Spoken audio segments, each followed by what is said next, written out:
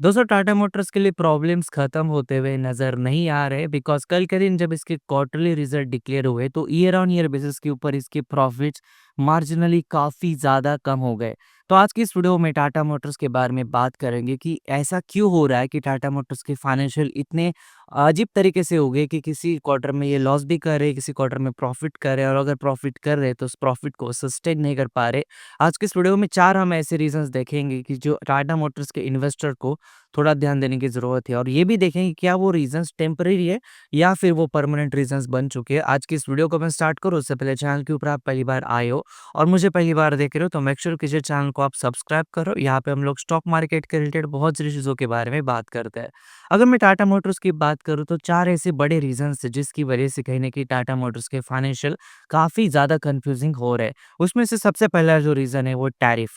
आज की डेट में अमेरिका को जितने सारे एक्सपोर्ट करने वाली कंपनीज़ हैं, इनके ऊपर जो जिस तरीके से टैरिफ लग रहा है और जो स्पेशल टाटा मोटर्स की जो कंपनी है जैगुआर और लैंड रोवर, इनके जो मेनली जो व्हीकल्स है वो यूएस में ट्रांसपोर्ट किए जाते हैं और उनके ऊपर जो ड्यूटीज़ लगाई जा रही है, इसकी वजह से कहीं न कहीं उनके जो फाइनेंशियल्स है कहीं न कहीं इनके जो प्रॉफिट्स है, इसके ऊपर काफ़ी ज़्यादा इम्पैक्ट हो रहा है। बिकॉज़ अगर हम टाटा मोटर्स की बात करते हैं, तो जैगुआर और लैंड रोवर के ऊपर ये कंपनी काफ़ी ज़्यादा डिपेंड करती है, specially in terms of profit making और जो रिसेंटली टैरिफ लगाए गए इंडियन एक्सपोर्ट के ऊपर, इसकी वजह से कहीं न कहीं इनके फाइनेंशियल्स के ऊपर उसका बहुत ज़्यादा एडवर्स इफ़ेक्ट हो रहा है। अगर हम टैरिफ की बात करें, तो टैरिफ जो है, वो कहीं न कहीं वो टेम्परेरी सॉल्यूशन है। हो सकता है आने वाले 1 साल के अंदर ये टैरिफ थोड़े से कम भी होते हुए हमें नज़र आ सकते हैं।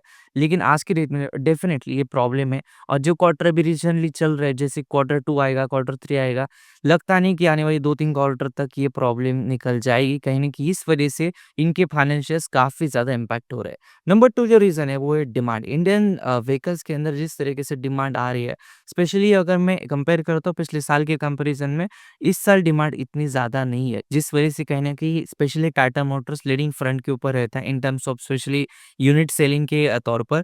तो वहाँ पे डिमांड कंज़्यूमर की नहीं है, जिस वजह से इनके फाइनेंसेस के ऊपर और एक इसका इम्पैक्ट हो रहा है। हालाँकि डिमांड आना नहीं आना ये बहुत टेम्परेरी होता है, हो सकता है आने वाले दिनों में डिमांड आ जाए, फेस्टिवल सीज़न आ रहा है, उस टाइम पे डिमांड और बढ़ जाए।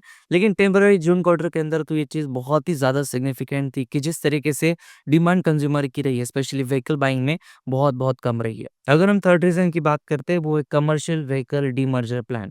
आने वाले दिनों में इनका जो कमर्शियल व्हीकल का जो सेगमेंट है, वो टाटा मोटर्स से डीमर्ज होने वाला है।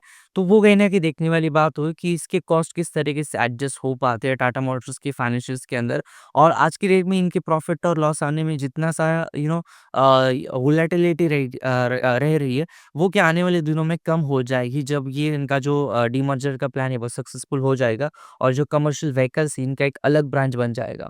और जो नेक्स्ट पॉइंट है, जो नंबर 4 पॉइंट है, वो है इनका लो मार्जिन्स। टाटा मोटर्स के लिए आज की डेट में मार्जिन्स काफ़ी ज़्यादा इम्पोर्टेंट बन चुके हैं और इसका जो मेन रीज़न है प्रॉफ़िट कम होने का, वो इनके लो मार्जिन्स ही है। और तो आने वाले दिनों में इनका जो मार्जिन्स है, अगर वो कमर्शियल व्हीकल का जो सेगमेंट अगर वो डीमर्ज हो जाता है, टैरिफ्स थोड़े कम हो जाते हैं और कहीं न कहीं डिमांड भी बढ़ जाती है, तो क्या है मार्जिन्स बढ़ेंगे और अगर मार्जिन्स बढ़ेंगे तो definitely Tata motor bounce back कर सकता है।